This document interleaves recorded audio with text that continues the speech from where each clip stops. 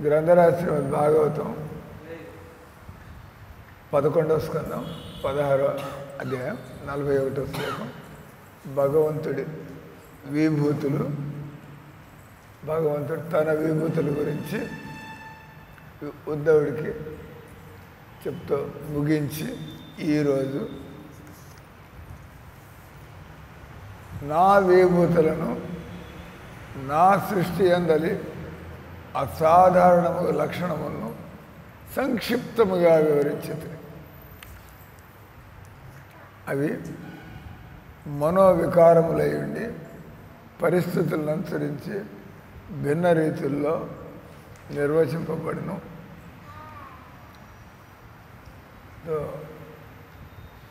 విభూతి అంటే శక్తులు. భగవంతుడికి అంతులేని శక్తులు ఉన్నాయి. బంగారం కూడా భగవంతుడి శక్తి, ఇనుము కూడా భగవంతుడి శక్తి. ఇనుము వాడిన చోటు బంగారం వాడడం అంతే. ఇనుము వాడే చోటు బంగారం వాడతారే, బంగారం జాగ్రత్తగా పెట్టుకుంటారు, ఇనుప సామాన్లు బయట పారేస్తుంటారు. కానీ రెండు భగవంతుడి శక్తి. ఈరోజు ఈ మధ్య కొత్తగా యూట్యూబ్లో అంతా కూడా ట్యాంటాలం అంట, లీథియం ట్యాంటాలం. విన్నారా ఎవరన్నా? ట్యాంటాలం అది మన శరీరంలో ఏదైనా పెడితే శరీరంలో ఏమడదు. మీ పంటలో ఏదైనా ఉందనుకోండి, బయటికి తీసేదాకా మీకు గొలగల, ఆ పంటలోంచి బయటకు వచ్చేదాకా. కళ్ళలో ఏమైనా నలకబడితే, కాళ్ళు ఏమైనా ముళ్ళు గుచ్చుకుంటే, అంటే కాళ్ళు ముళ్ళు గుచ్చుకుంటే తీసుకునేదాకా మీకు మనసట్ అయిపోతుంది. తీసిన తర్వాత మళ్ళీ నయం అయిపోతుంది. కానీ ఈ ట్యాంటాలం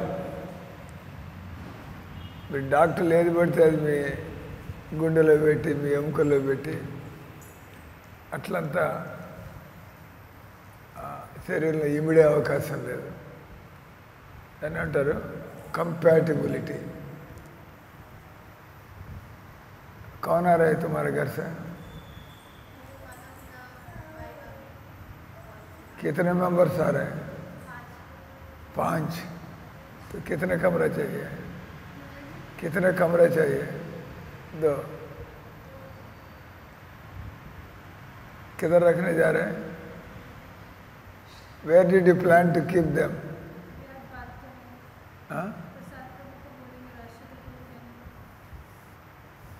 आप डिसाइड करेंगे प्रसाद प्रभु से क्या बात करना है। चाबी ले लेंगे, लेकिन आप दोनों बात करके कोई डाउट है तो मुझसे बात करो। 2 कमरे और परसों पहुंचेंगे 15 तारीख। क्या बजे? हाँ, इधर 8 बज जाएगा। क्या खिलाएंगे? क्या खिलाएंगे? तुम आएगा तो हम ऐसा ही बोलेंगे, पता नहीं है इसको क्या खिलाएंगे। तैयार रखो, गरम गरम रोटी सब्जी दाल गरम रखो, ठीक है ना? नहीं तो पता नहीं ये महाराज ने इन लड़कियों को क्या सिखाया, सब पूछेगा, ठीक है ना? आटा है क्या? हाँ, कणक है, आटा है, वो अपना आटा बांध के ला रहे, बोलो फोन करो, आते समय 5 केजी आटा ले। 5 केजी क्यों? आएगा तो 20 केजी लाने के लिए बोलो। दिक्कत है क्या? दिक्कत होगा क्या? दिमाग लगाने इसमें। देखो, इसलिए पहले थोड़ा बातचीत हो जाएगा तो आइडियाज निकलेगा बाहर, ठीक है ना? तो वो कणक लाएगा, आटा लाएगा। आटा लाना ठीक रहेगा।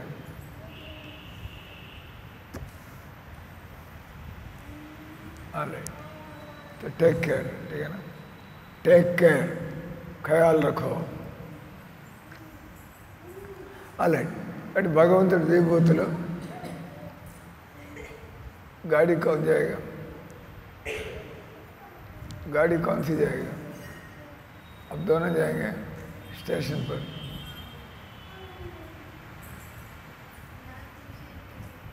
हाँ, ड्राइवर तो एक मिल जाएगा, ये जा सकते हैं हिमाचल. बोलो 5 लोग तो आप दोनों नहीं जा सकते, क्या करना है, गाड़ी भर जाएगी, उनका लगेज होगा. मेरे 5 क्यों बोलते हैं.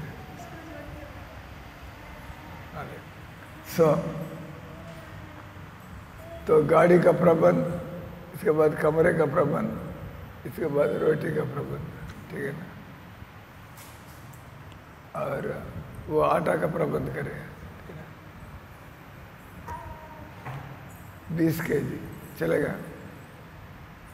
कट्टा कितना होता है उधर हरियाणा में, कट्टा 25 kg, ठीक है ना, कम से कम 20 kg. हमारे पास वेइंग मशीन है, नीचे आते ही वेइंग मशीन पर डाला जाएगा. వీళ్ళ అమ్మ నాన్న వస్తున్నారు, అన్నయ్య भाई भी आ रहे हैं, भाई आ रहे हैं, बस एक ही भाई है.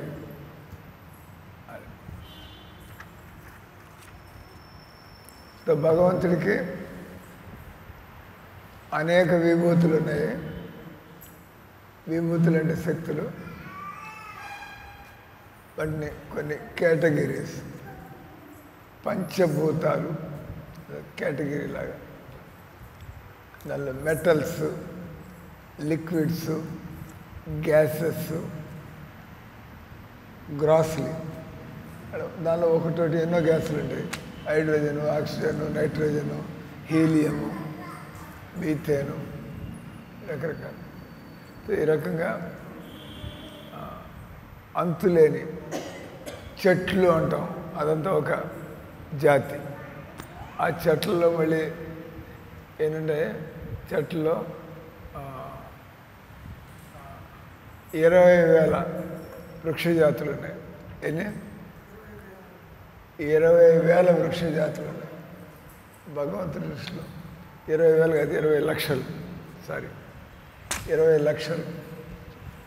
జలచరాలు 9 లక్షల జలచరాలు ఉన్నాయి. 20 లక్షల చెట్లు, చేమలు ఉన్నాయి. ఆ తర్వాత 11 లక్షల క్రిమి కీటకాలు ఉన్నాయి.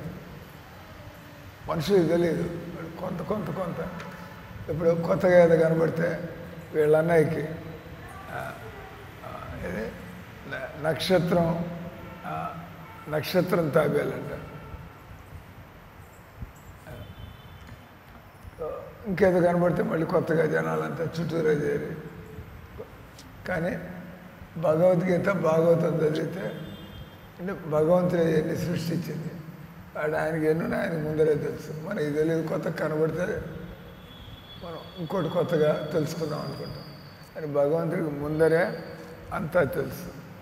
కాబట్టి 9 లక్షల జలచరాలు, తర్వాత 20 లక్షల చెట్లు, చేమలు, ఆ తర్వాత 11 లక్షల క్రిమి కీటకాలు, తర్వాత 10 లక్షల పక్షి జాతులు, 10 లక్షల పక్షి జాతులు ఉన్నాయి, రకరకాల పక్షులు. ఆ తర్వాత 30 లక్షల జంతు జాతులు, ఈ పిల్లులు, మేకలు, గొర్రెలు, కుందేళ్ళు, చిరుతపుళ్ళు, సింహాలు. తర్వాత 4 లక్షల మానవ దేహాలు. 4 లక్షలు అంటే దీనిలోనే దెయ్యాలు, భూతాలు, కిన్నర్లు, కింపురుషులు, విద్యాధరులు, గంధర్వులు అంతా మానవులాగే ఉంటారు. కానీ వాళ్ళ శరీర నిర్మాణం వేరుగా ఉంటుంది. హనుమంతుడు కింపురుష, హనుమంతుడు కింపురుష లోకానికి చెందినవాడు. ముచుకుందుడు. హనుమంతుడు మనిషిలాగా అద్భుతమైన పనులు చేస్తూ ఉంటాడు, కానీ ఆయనకి కోతిమోహం. కాబట్టి ఈయనంది అన్ని మనుషులాగా, మనుషుల కంటే కూడా బ్రహ్మాండంగా పనిచేస్తాడు, కానీ మనిషిలాగా కనిపించలేంది. తోక లేదు మనకి. హనుమంతుడికి తోక ఉంది, పెద్ద తోక. ఎంత పెద్ద తోక కావాలంటే అంత పెద్ద అవుతుంది.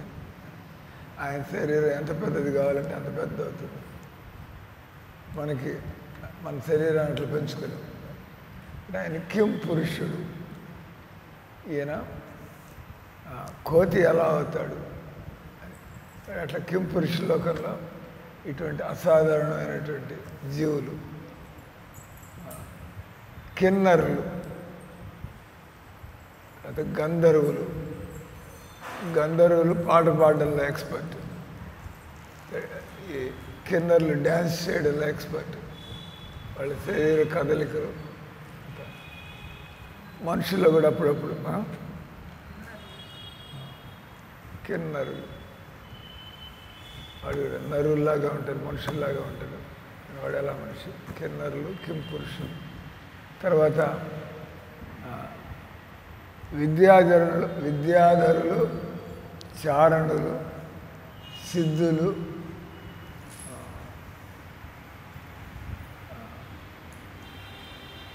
జనలోకంలో వాళ్ళు ఋషులు, లేదా నానా రకాల. కేశవ తువా సృష్టి బడా విచిత్ర. భగవంతుడి 6 వేళ్ళు ఉండేవాళ్ళు ఉన్నారా? అప్పుడు కొంతమందికి 6 వేళ్ళు ఉంటాయి, కొంతమందికి 4 ఉంటాయి, రకరకాల. మనం ఇది అది అంతా తెలుసు అనడానికి లేదు. కానీ ఇక్కడ భగవంతుడు నా విభూతులు, నా సృష్టి అందరి అసాధారణము లక్షణాన్ని సంక్షిప్తముగా వివరించింది. భగవంతుడు భాగవతంలో అన్ని కొద్దిగా టచ్ చేసి అసలు టాపిక్ వచ్చి భాగవతాన్ని దశవిధ లక్షణ గ్రంథం. భాగవతంలో సృష్టి ఉంది, ప్రళయం ఉంది, పోషణ ఉంది, తర్వాత కోరికలు తీర్చుకోవడానికి ఏర్పాటు ఉంది. తర్వాత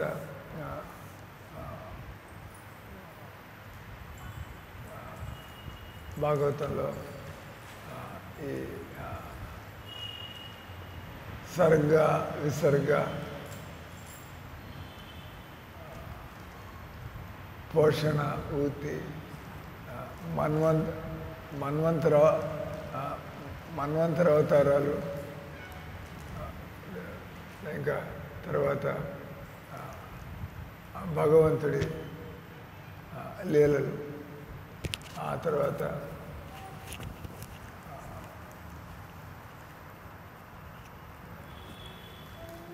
ఆఖరిలో దాన్ని అంటారు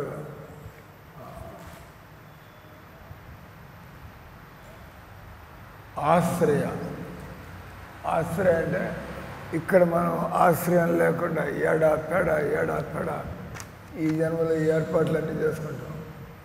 భగవంతుడు తోసి పారేస్తాడు, మళ్ళీ ఇంకో జన్మ, మళ్ళీ అక్కడ మళ్ళీ ప్రారంభిస్తాం. భగవంతుడి చరణాలే మన ఆశ్రయము. భగవంతుడి చరణాలు కాకుండా ఇంకేది పట్టుకున్నా కూడా మనం అక్కడి నుంచి కర్మలు మారుతూ ఉంటాయి, మళ్ళీ మన స్థానం మారుతూ ఉంటుంది, శరీరం మారుతూ ఉంటాయి, పరిస్థితులు మారుతూ ఉంటాయి కర్మలు బట్టి.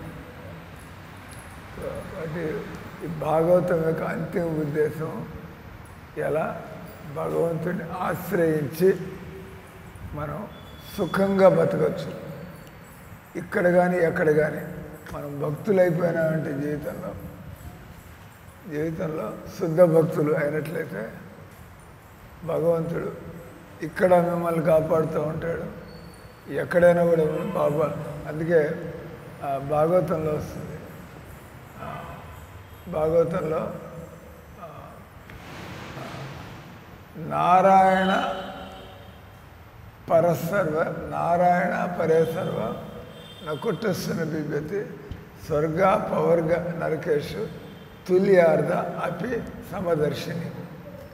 భాగవతంలో ఒక నారాయణ పరాయణుడు, నారాయణ భక్తుడు అయినటువంటి వాడు జీవితంలో ఆయనకి లెక్కలయ్యే స్వర్గాలు మొదలు స్వర్గాలంటే జనానికి ఎదురు చూస్తాను.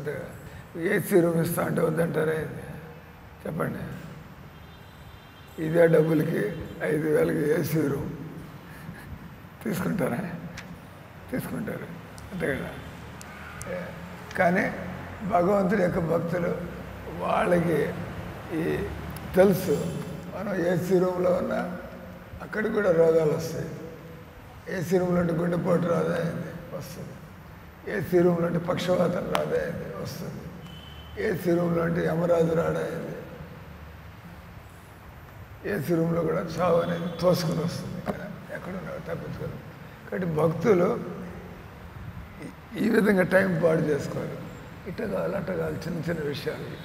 వాడు ఒకటి గొడ్డలి వేటు అంటే తెగ్గొట్టి పారాడు. మీరు బ్లేడ్తో తీసుకుని చేసే పని నేను దీన్ని బ్లేడ్తో కొయ్యమంటాను.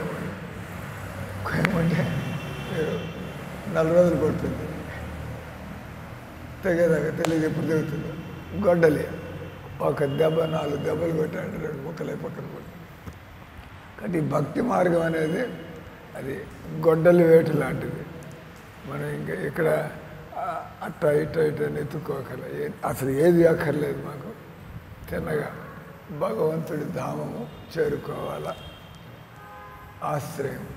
అంటే మనం అక్కడి నుంచి వచ్చాము, అక్కడే మనం సుఖంగా ఉండగలం. అక్కడికి పోయేదాకా మనకి అగసాట్లు, మనకి సమస్యలు అనేటువంటి తప్పవు. కానీ మానవ జీవితం యొక్క గమ్యము భగవంతుడిని ఆశ్రయించాలి, కృష్ణుడిని ఆశ్రయించాలి. అందుకని ఇక్కడ భగవంతుడు ఆయన ఎన్నో విషయాలు చెప్పుకుంటూ పోతూ ఉండొచ్చు. కానీ ఆయన తెలుసు ఎంతెంత చెప్పాలో చెప్పి దేనికి ఎక్కువ కేటాయించాలి. మీకు తెలుసో తెలీదు, భాగవతంలో 12 స్కందాల్లో 10వ స్కందం అన్నిటికంటే ఎక్కువ అధ్యాయాలు ఉండేటువంటిది, అన్నిటికంటే ఎక్కువ శ్లోకం. ఎందుకయ్యా అంటే అల్టిమేట్లీ ఆఖరిలో మీకు కృష్ణుడి మీద మీకు ఆకర్షణ కలగాలి. సృష్టి గురించి చెప్పచ్చు, కానీ దానివల్ల మీకేమవుతుంది? నాలెడ్జ్ వస్తుంది. భగవంతుడితో సంబంధం ప్రేమ కావాలంటే ఆ భగవంతుడి యొక్క నామ రూప గుణ లీలలు, ఆ భగవంతుడి నామాన్ని స్మరించి ఎంతమంది తరించిపోయారు. భగవన్నామాన్ని స్మరించి అజామిలుడు తరించిపోయాడు, గజేంద్రుడు తరించిపోయాడు, ప్రహ్లాదుడు తరించిపోయాడు. అందరూ కూడా భగవన్నామం పట్టుకుని తరించిన వాళ్ళే కదా. అంటే దానిలో భాగవతం యొక్క 10వ స్కందంలో భగవంతుడి యొక్క అద్భుతమైనటువంటి లీలలు మనకి అప్పుడు మళ్ళీ మళ్ళీ చదవాలని, మళ్ళీ మళ్ళీ వినాలని, మళ్ళీ ఇతరులకి చెప్పాలని, మనందరిలో వినాలనేటువంటి కుతూహలం ఉంటుంది. మిగతా విషయాలు అనేటువంటిది బోరు కొడుతుంది మీకు, ఇంకా విని ఇంకా లేచిపోతారు అక్కడి నుంచి. కానీ భాగవతం వింటుంటే మీరు మిగతా మర్చిపోతారు, మిగతా టాపిక్లు వింటుంటే లేచిపోతారు, బోరు కొడుతుంది. కానీ భాగవతం వింటుంటే మిగతా విషయాలు చెప్పండి మర్చిపోతారు. అంటే ఈ సంసారాన్ని మనం మర్చిపోవాలంటే బాగా కృష్ణుడి గురించి వినడం అలవాటు చేసుకోవాలి. మనసుకి ఎంతో ఉల్లాసం కలుగుతూ ఉంటుంది కేవలం వినడం ద్వారా మనసుకి ఎంతో ఊరట, మనసుకి ఎంతో ధైర్యం కదా, మనసుకి ఎంతో నమ్మకం, మనసుకి ఎంతో సుఖం కలుగుతూ ఉంటుంది. కాబట్టి అందుకే ఋషులు మునులు వాళ్ళు ఒకసారి భక్తి మార్గంలో పడిపోతే ప్రభుపాద ఆయన ఎన్నేళ్ల వయస్సులో ప్రభుపాద ఆయన 32 पहले प्रभुपाद जी कब मिले थे? भक्ति सिद्धांत सरस्वती महाराज को 22 ఏళ్ల వయసులో ప్రభుపాద భక్తి సిద్ధాంత బస్ జీవితంలో 22 ఏళ్ల వయస్సులో ప్రభుపాద ఆయన గురువు గారిని కలుసుకున్నాడు. ఇంకా జీవితంలో మొత్తం మారిపోయింది. అట్లా మొత్తం జీవితం అంతా కూడా ఆయన భగవంతుడి యొక్క సేవల్లో. ఎవరికి ఎప్పుడు కృష్ణుడితో పరిచయం అవుతుందో అప్పటి నుంచి వాళ్ళ జీవితం నేను కృష్ణుడికి దగ్గరవుతూ ఉండాలా, నేను కృష్ణుడికి దగ్గర అవుతున్నానా అని గమనించుకుంటూ ఉంటారు. కానీ భాగవతం ఉద్దేశం భగవంతుడు తన గొప్పతనం ఎంతైనా చెప్పుకోవచ్చు. కానీ భగవంతుడు భాగవతం చెప్పడానికి ఉద్దేశం తన గొప్పతనం కొంతవరకు, కానీ మనల్ని ఉద్ధరించడం అసలు ఉద్దేశం వచ్చి ఈ విభూతులన్నీ భగవంతుడు చెబుతా అంటే దానివల్ల నువ్వు నన్ను నమ్ముకుంటే నీకు పోయేదేం లేదు, నన్ను నమ్ముకుంటే నీకు గ్యారంటీ ఉంది. ఎవడిని నమ్ముకున్న గ్యారంటీ ఉందా లేదో కానీ కృష్ణుని నమ్ముకుంటే మాత్రం మీకు గ్యారంటీ ఉంది. గుడ్డిగా నమ్ముకోండి, పూర్తిగా బుద్ధి ఉపయోగించి బస్ తెలుసుకుని నమ్ముకోండి. ప్రభుపాద అంతవరకు చెబుతూ ఉండేవాడు అప్పుడప్పుడు, నేనైనా మిమ్మల్ని మోసం చేయొచ్చు కానీ కృష్ణుడు మిమ్మల్ని మోసం చేసే అవకాశం లేదు. మన మనుషులం కాబట్టి అప్పుడప్పుడు గురువు గారైనా కూడా బుద్ధి భ్రష్టు పడితే అటు ఇటు చేయొచ్చు. కానీ ప్రభుపాద మాట అన్నాడంటే నేనైనా మిమ్మల్ని మోసం చేయొచ్చు, అవకాశం లేదు. ఎవరైనా నిజంగా గురువు అయినట్లయితే, అంటే శుద్ధ భక్తులు అయినట్లయితే వాళ్ళ రక్తంలోనే అంత మారిపోయి ఉంటుంది. ఒకటే పని వాళ్ళకి లోక కళ్యాణం ఎలా చేయాలి. సో ప్రభుపాద ఇంకో హరితకి అంటే కరక్కాయ తల్లి మేలు చేస్తుంది, కరక్కాయ మేలు చేస్తుంది. కానీ కరక్కాయ ఎప్పుడు మేలు చేస్తుంది, తల్లి అప్పుడప్పుడు పొరపాటు చేయొచ్చు. తల్లి పిల్లవాడి మేలు కోరుతూనే ఉంటుంది, తెలియక తప్పుడు ఆ తిండి పెట్టి ఈ తిండి పెట్టి. కాబట్టి ఏమంటాడు ఆయన భాగవతంలో, కరక్కాయ తల్లి రెండు మేలు చేస్తాయి కానీ కరక్కాయ మాత్రం ఎప్పుడు మేలు చేస్తాను ఉంటుంది. అందుకని కరక్కాయ వైద్యం అనేవాళ్ళు ఇంతకుముందు. దానికి మీకు దగ్గు రోగం వచ్చినా కరక్కాయ, మీకు ముక్కు రోగం వచ్చినా కరక్కాయ, మీకు జ్వరం వచ్చినా కరక్కాయ డాక్టర్ గారు, కరక్కాయ వైద్యం. ఈ రోజులో మనం ఈ పనికి మన జేబులు ఖాళీ చేసే వైద్యాలన్నీ ఏ లాభం డబ్బులు మాత్రం ఖర్చు పెడుతూ ఉంటారు. దాని బదులు కరక్కాయ బుగ్గను పెట్టుకుంటే ప్రశాంతంగా. కరక్కాయని హిందీలో సంస్కృతంలో హరితకి అంటారు. కరక్కాయ బయట కూర్చో, కూర్చో. ప్రభుపాద నీకు పువ్వు ఇచ్చాడు, సాయి నీకు పువ్వు ఇచ్చాడు, వాసన చూడు. సో కూర్చో.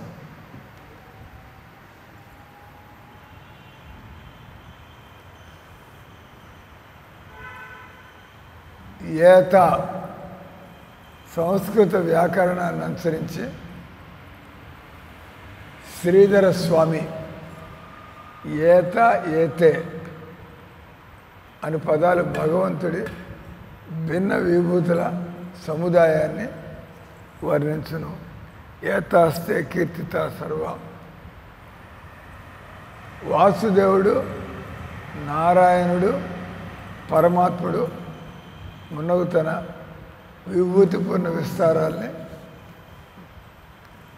భగవంతుడు వర్ణించడం.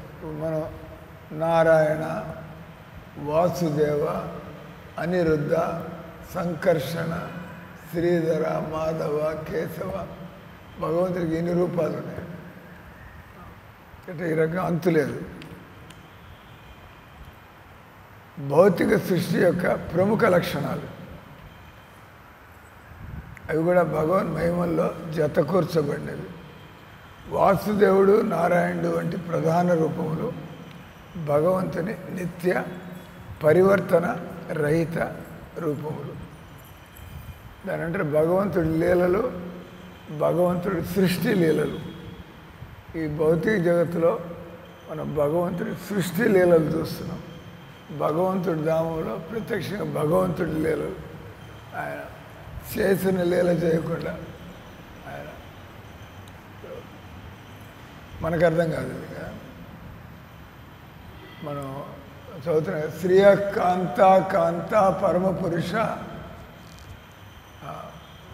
కల్పతరవో ద్రుమా భూమి చింతామణి గణమయి తోయమృతం కథా గానం నాట్యం గమన విభవంసి ప్రియసఖి చిదానందం. చిదానందం శుద్ధమైనటువంటి ఆనందం. ఇక్కడ ఆనందం అనగానే దాని వెనకాల కొద్దిగా వెగటు కూడా పొంచి ఉంటుంది. చిదానందం అంటే శుద్ధమైనటువంటి చిదానందం మయం శుద్ధం హరే నామైవ కేవలం. భగవన్నామంతో కూడా మనకి శుద్ధమైనటువంటి ఆనందం. ఏం రియాక్షన్స్ లేదు. ఈ సంసారంలో భగవన్నామం తప్పించి ఏ ఆనందాన్ని అతిగా తీసుకోవాలని చేసినా వికటిస్తుంది రియాక్షన్స్. కానీ భగవన్నామం శుద్ధమైనటువంటి చిదానందం మయం శుద్ధం హరే నామైవ కేవలం. దాన్ని ఆ శ్లోకాన్ని పూర్తి చేయాలంటే తృణీకృత్వ జగత్సర్వం రాజతో సకులే పరే. తృణీకృత్వ ఎవరికైతే భగవన్నామం యొక్క అనుభవం కలుగుతుందో తృణీకృత్వ గడ్డిపోచ. మీరు గడ్డిపోచను దాచిపెట్టుకుంటారు అయితే జాగ్రత్తగా. ఎక్కడైనా గడ్డి ఉంటుంది, ఎవడు దాచిపెట్టుకుంటాడు. Nobody cares for blade of grass. గడ్డిపోచ. కానీ ఎవరైతే భగవన్నామం, కృష్ణనామం, హరినామం, రామనామం ఎవరైతే దాని జీవితంలో గురవలతారో వాళ్ళు ఏమంట తృణీకృత్వ జగత్ సర్వం. అటువంటి వాళ్ళు ఈ భూమి మీద దొరికే సుఖాలు వదిలిపెట్టండి. ఈ సర్వస్సులకు బ్రహ్మలోకంలో దొరికేటువంటి సుఖాలను కూడా భక్తులు పట్టించుకోరు. తృణీకృత్వ జగత్ సర్వం రాజతే సకలోపరి. అంటే దీన్ని మించినటువంటిది ఇంకోటిది లేదు అనేది. అంటే మీకు చెప్పచ్చు, మీరు ఇక్కడ ఉండి మిమ్మల్ని జ్ఞానలోకంకి తీసుకెళ్తాం, మిమ్మల్ని సిద్ధలోకానికి తీసుకెళ్తాం. మనకి క్యూరియాసిటీ ఉంటుంది. అక్కడే ఉండొచ్చాము, మనకి ఏమైనా నచ్చేది ఏమైనా ఉండొచ్చా, మనకి ఇష్టమైనది ఏమైనా ఉండొచ్చా. కానీ మీరు భగవన్నామాన్ని ఒకసారి అనుభవిస్తే ఆ జ్ఞానలోకంలో ఏముంటే ఎవరికి కావాలి, ఆ బ్రహ్మలోకంలో ఎవరికి కావాలి. మాకు ఈ భగవన్నామం ఎప్పుడు మాకు తోడుంటే చాలు. మాకు హరే కృష్ణ కృష్ణ కృష్ణ హరే హరే, హరే రామ రామ రామ హరే హరే. ఈ రకంగా ఇక్కడ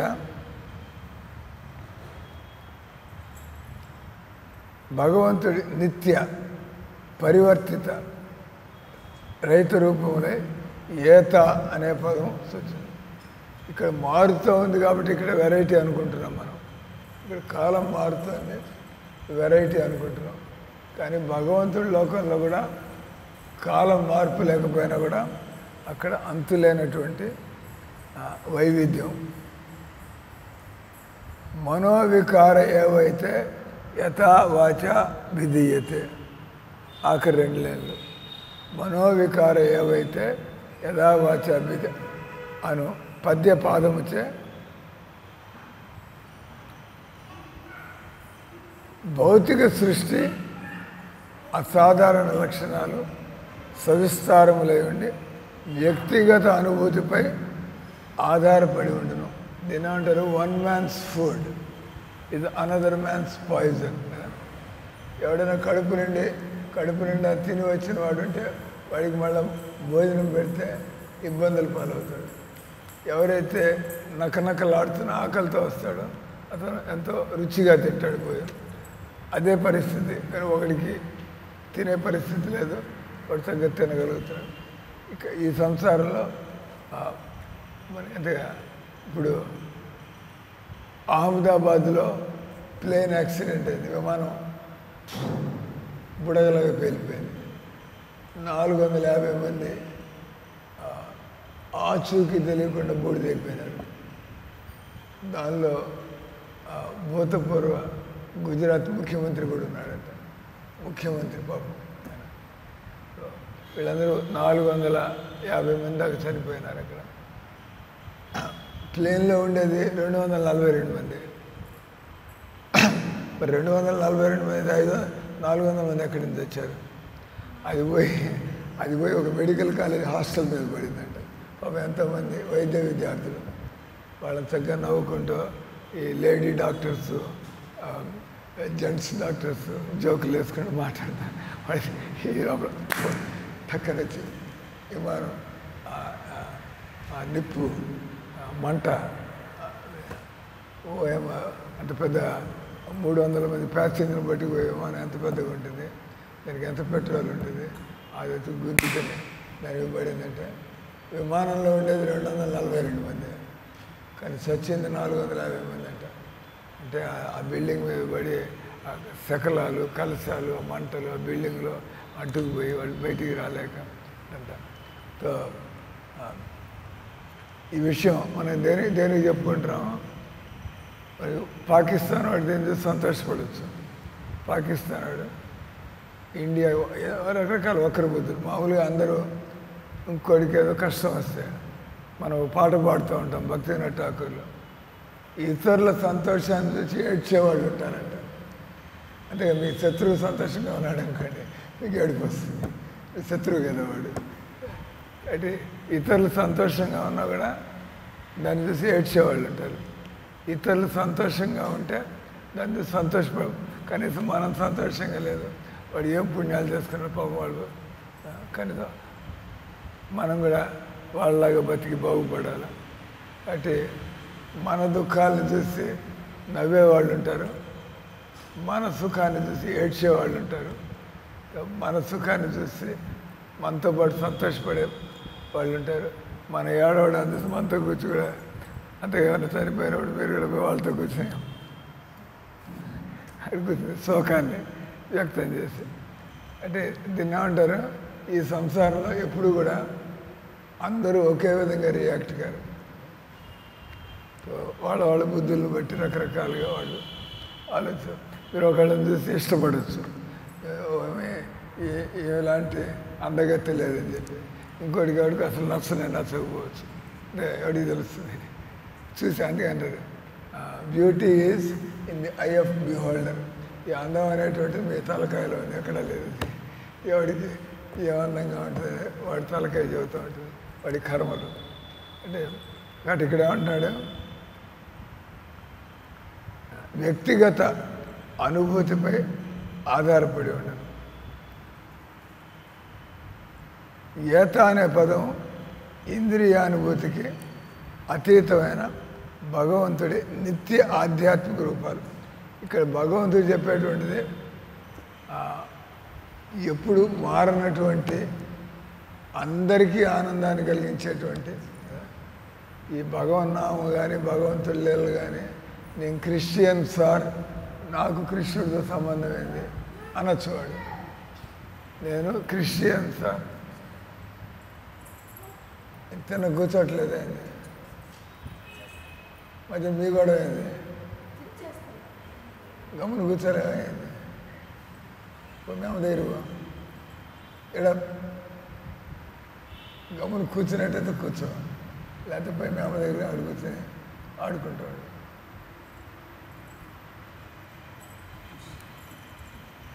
ఎక్కడ పడేస్తాడు, నిలబడు, అన్ని లోపల పడే, ఎట్లా పడేస్తాడు, ఎత్తి లోపల పడే,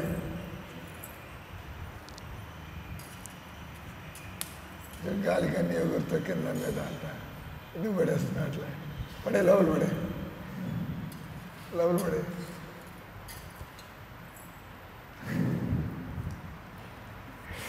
అలే నేను వచ్చి కూర్చోమన్నా అని అన్నీ కలబట్టమని చెప్పలేను. వచ్చి హేమశ్రీ కూర్చోండి, కూర్చోమని ఆయన పిలిపోయాను. ఆల్రైట్.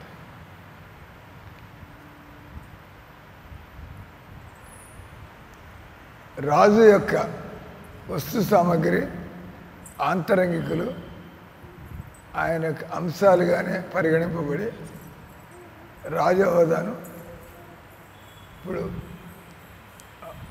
మోడీ గారి బాడీగార్డు ఉంటారు. మోడీ గారి బాడీగార్డు ఆయన చినిగిన గుడ్డలు వేసుకుని ఆయన పక్కన నిలబడచ్చా? ఒప్పుకోరు. ప్రోటోకాల్. మోడీ గారి బాడీగార్డు దరిద్రుడే కావచ్చు, ఆయన పక్కన నిలబడాలంటే టిప్ టాప్గా నిలబడాల్సిందే. వాళ్ళు అందుకే గవర్నమెంట్ వాళ్ళు దుస్తులు ఇస్తారు, ఎట్లా పడితే వేసుకుని మోడీ గారి పక్కన నిలబడడానికి లేదు. అంత కోడ్, డ్రెస్ కోడ్. ఆ రకంగా భగవంతుడితో ఎవరైనా సంబంధం పెట్టుకున్నారంటే వాళ్ళ బతుకులన్నీ కూడా అద్భుతంగా మారిపోతాయి. జస్ట్ ఎవడైనా కావచ్చు, మీరు మాంసం తినేవాళ్ళు కావచ్చు, సారాయి తాగేవాళ్ళు కావచ్చు, మీరు హత్యలు చేసేవాళ్ళు కావచ్చు, కానీ మీరు హరే కృష్ణ హరే రామ్ హరే కృష్ణ హరే రామ్ అంటూ ఉంటే మొత్తం మారిపోతారు మీరు. ఎందుకంటే మీరు భగవంతుడి దగ్గర కూర్చునే అర్హతను పొందుతున్నారు. భగవంతుడి దగ్గర తాగుబోతులు, ఈ వీళ్ళు చీట్లు పేకలాడే ద్యోత క్రీడలు, పేకలాడేవాళ్ళు, సారాయి తాగేవాళ్ళు, వీళ్ళంతా దేవుడి దగ్గర ఎందుకు కూర్చుంటారు? కానీ మీరు హరే కృష్ణ హరే రామ్ అంటే ఇవన్నీ మారిపోయి మీరు కూడా ఒక గొప్ప వ్యక్తిగా మారిపోతారు జీవితంలో. దీని ఏమంటున్నారు, ఈ సంసారంలో మనకి భౌతికంగా రకరకాలు కనిపించిన వాళ్ళందరికీ మనం కృష్ణ భక్తిని అంటించినట్లయితే వాళ్ళు కూడా చాలా రకరకాలు గొప్ప వ్యక్తులుగా మారిపోతారు. రాజు గారి ఆంతరంగికులు ఆయన వల్లే వైభవాన్ని అనుభవించారు. మనం హరే కృష్ణ మంత్రం అంటూ ఉంటే ఎవరిని వచ్చి మందిరంలో చేరుతారు. ఆయన ఉండేది ఏ గుడిసెలోనో లేదా ఏ చిన్న ఇంట్లోనో ఉండొచ్చు, కానీ మీరు భక్తులు అవడానికి రాగానే వెంటనే మీ పరిస్థితి మారిపోయింది. నిజంగా పెద్ద బిల్డింగుల్లో మీరు ఉంటాం, జస్ట్ బికాజ్ మీరు భక్తి కోసం వచ్చారు కాబట్టి. లేకపోతే మనం ఎక్కడో ఏ 5,000 రూపాయలు అద్దె ఇల్లు తీసుకుని అక్కడ ఇక్కడ మీరున్నారు, మీరు ఇక్కడికి వచ్చి చేరగా టక్కనే మీకు మంచి అన్ని సౌకర్యాలు, ఎందుకంటే దేవుడి సేవకు వచ్చారు కాబట్టి. లేకపోతే ఇక్కడ ఎందుకు వండిస్తారు? ఎవరైనా కూడా దేవుడితో పని పెట్టుకున్నారంటే వాళ్ళ జీవితాలు ఎంతో అద్భుతంగా, వైభవపేతంగా, దివ్యంగా మారిపోతాయి.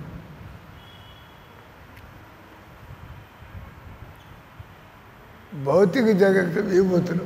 అట్లాగే ఇప్పుడు పొలం ఉంటుంది, వాడేదో పొగాకు వేస్తున్నాడు, ఆ పొలంలో పొగాకు పంట వేస్తున్నాడు. లేకపోతే గంజాయి పంట, గంజాయి వనంలో తులసి మొక్క అన్నాడు కదా. అంటే గంజాయి అనేది చాలా నీచమైనటువంటి మత్తు కలిగించి జీవితాన్ని నాశనం చేసేది ఆ తులసి మొక్క. తులసి మొక్కను రోజు నీళ్లు పోస్తుంటే, దర్శనం చేస్తుంటే నువ్వు మనస్ఫూర్తిగా మారిపోతుంది. ఆ రకంగా ఈ భౌతిక జగత్తులో చదువుతున్నాడు. ఏదైనా కూడా భగవంతుడు సార్ మీ డబ్బు ఉంటుంది, మీకు భక్తి లేకపోతే మీ డబ్బు మిమ్మల్ని నాశనం చేస్తుంది.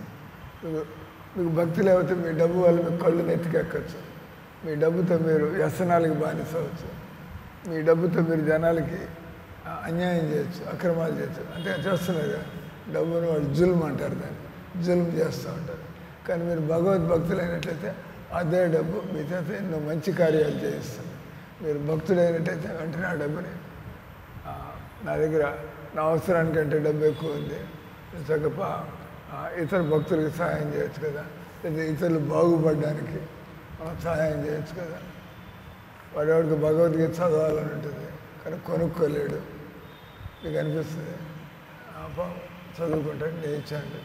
ఈ రకం భక్తులు అవగానే మీ బుద్ధులు కాస్త మారిపోతాయి. అది లేనంత వరకు ఒక్కర బుద్ధులు ఉంటాయి.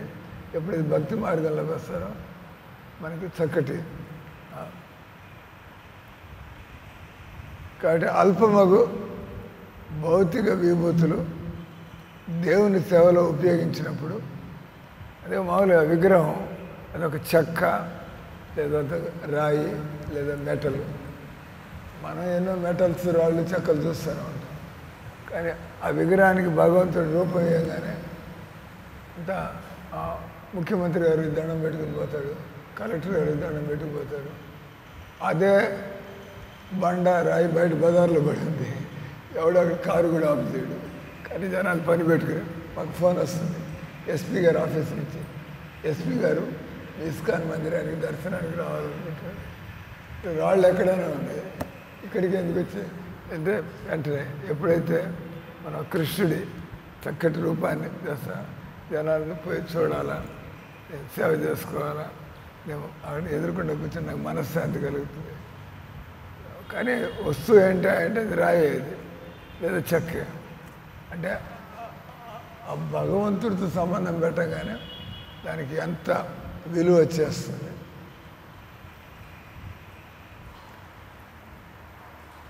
సాధారణ జనులు భౌతిక జగత్తు యొక్క అసాధారణ రూపాల్ని తమ మానసిక స్థితిని అనుసరించి చూచుదురు.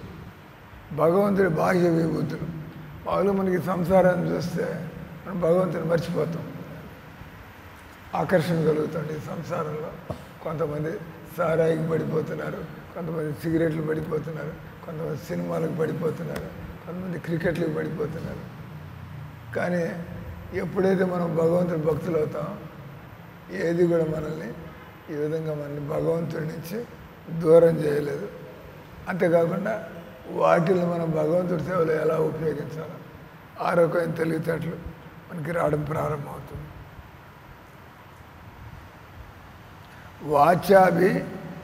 వాచాభిధీయతే పరిస్థితిని అనుసరించి సాపేక్షత కారణంగా భగవంతుడి రూపం నుంచి అవి భిన్నంగా కనిపించవచ్చు. కానీ వాటన్నిటినీ భగవంతుడి సేవలో ఉపయోగించవచ్చు. భగవంతుడి మనిషి యొక్క మానసిక స్థితి అనుకూలంగా అనురాగంగా మారినప్పుడు భగవత్ శక్తి ప్రకటన, నా పుత్రుడు, నా తండ్రి, నా భర్త, నా మామ, నా సోదరుని పుత్రుడు, నా మిత్రుడు మున్నొక రూపములుగా నిర్వచించడం. ప్రతి జీవుడు వాస్తవానికి భగవంతుడి యొక్క అంశ.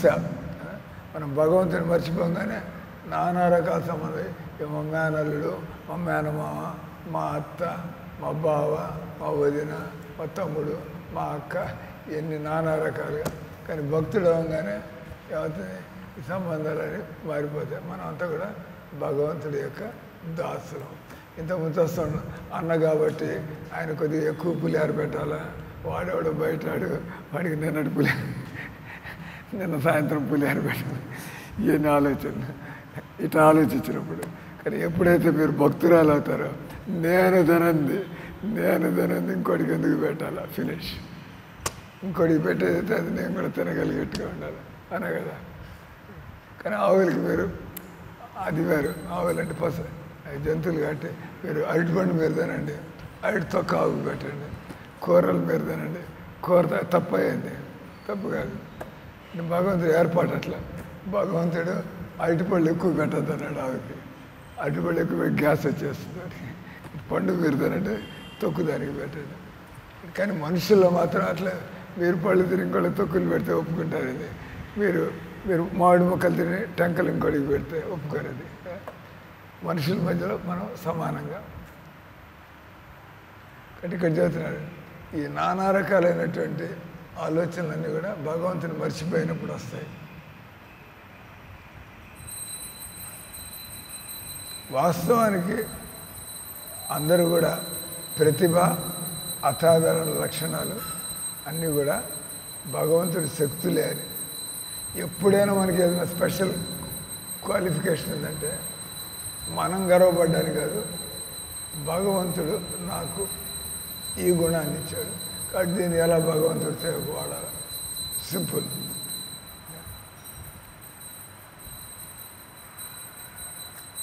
మనస్సు చెడు భావనలోకి, శత్రుత్వ భావనలోకి మారినప్పుడు ఈ వ్యక్తి నన్ను నాశనము చేయను, ఈ వ్యక్తిని నేను అంతము చేయాలి, వీడు నా శత్రువు, నేను వీడికి శత్రువు, నేను హంతకుడిని, వీడిని చంపి తీరాలి అని మనిషి తలచుడు.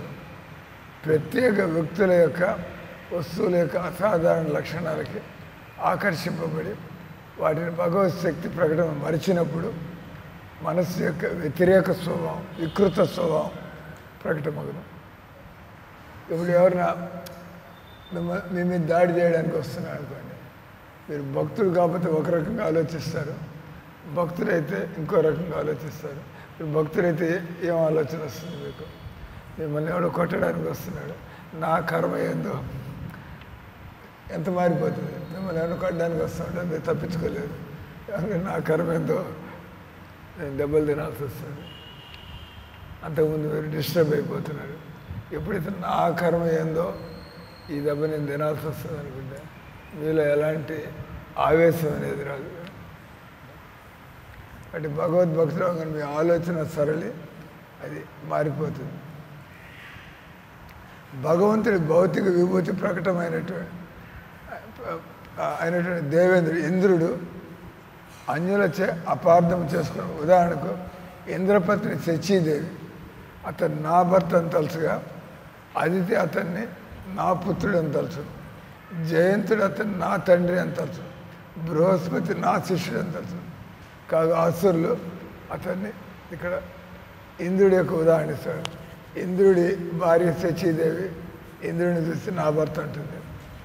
ఇంద్రుడి పుత్రుడు జయంతుడు ఇంద్రుడిని చూసి నా పుత్రుడు, నా తండ్రి, బృహస్పతి నా శిష్యుడు అని భావించు. అసురులు ఇంద్రుడిని చూస్తే మా శత్రువు అని. ఈ విధంగా విభిన్న వ్యక్తులు తమ మానసిక స్థితిని అనుసరించి ఇంద్రుడిని నిర్వచించారు. భగవంతుడి భౌతిక విభూతులు సాపేక్షముగా అనుభూతం కాబడినవే మనోవికారములు. కాబట్టి ఇక్కడ ఉండేవి అని కూడా మనోవికారాలు అని పిలువబడి. ఇది ఇంకో ఉదాహరణ వస్తుంది. మట్టితో మీరు కుండ తయారు చేస్తారు, మీరు మట్టితో ప్రమిద తయారు చేస్తారు, మీరు మట్టితో ఇటుక తయారు చేస్తారు, అన్నీ మట్టితో ఇటుకలు తయారు చేస్తారు, ప్రమిద తయారు చేశారు, కుండ తయారు చేశారు, కప్పు తయారు చేశారు మట్టితో. మట్టి కానీ మీరు వేరుగా పిలుస్తూ ఉంటారు. కప్పు తీసిన మట్టి అద్దేస్తారు. దీన్ని ఏమంటారు? వాచ వికారాలు. పదాలు మారుస్తున్నాం కానీ వెనకాల ఉండేటువంటిది మాత్రం అది మట్టి. రూపాలు మారుస్తున్నాం, పదాలు మారుస్తున్నాం కానీ అదే రకంగా మనం అనేటువంటి బావ, అక్క, అన్న, నాయన. జ్ఞానం అన్నవాడు ఏం చూస్తాడు? పంచభూతాలు. నేను పంచభూతాలు చూస్తున్నా. కృష్ణ భగవాన్ సకల విభూతులకు కృష్ణ భగవంతుడు అన్ని విభూతులకి మూలముగా చూసి వాటిని భోగించడి కోరికను త్యజించడంతో అవి ఆధ్యాత్మిక స్వభావాన్ని సంతరించుకొను. ఆ సమయంలో అతడు భౌతిక వైవిధ్యాన్ని చూసినా కూడా కృష్ణ భావనలు అంటే మామూలు వ్యక్తులు చూస్తున్నారు, భక్తులు చూస్తున్నారు. మామూలు వ్యక్తులు వాళ్ళ సందర్భంలో నా బామ్మరిది ఇట్లా, కానీ భక్తులు చూసేప్పుడు ఇది భగవంతుడికి ఎలా ఉపయోగం. ఈ అమ్మాయి భగవంతుడికి ఏం సేవ చేస్తారు, ఈయన మీ వయసులో మీరేం సేవ చేస్తారు. భక్తులు అట్లా చూస్తూ ఉంటారు. మామూలు వ్యక్తులు బయట వాళ్ళు, మనవాళ్ళు ఇట్లా ఆలోచిస్తూ ఉంటారు. కాబట్టి కృష్ణుడు మధ్యలోకి రాగానే మనకు ఉండేటువంటి ఇది రూప వికారాలు, శబ్ద వికారాలు పోతాయి.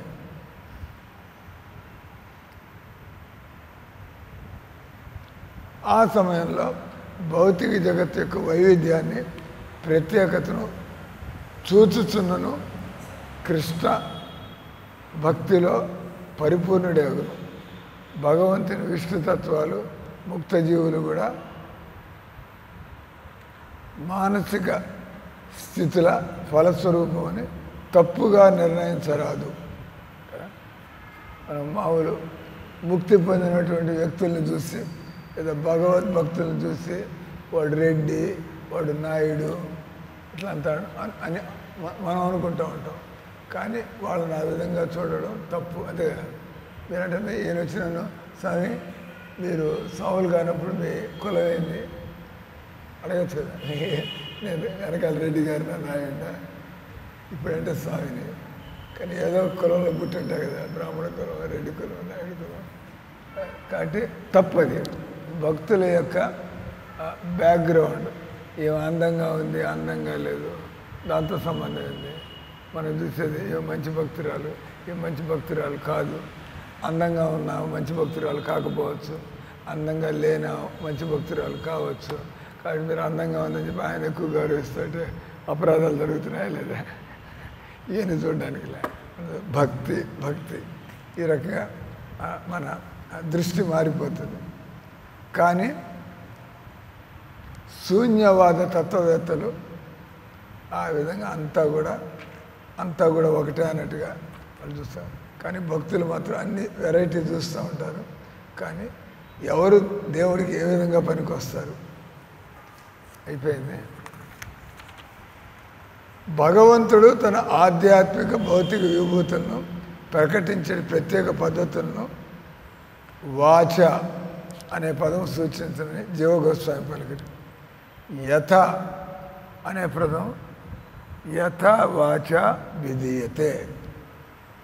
యథ అనే పదం ప్రకటము సృష్టి విశేష పద్ధతుల్ని, అంటే భగవంతుడు అన్నీ కూడా తన కోసం సృష్టించుకున్నాడు.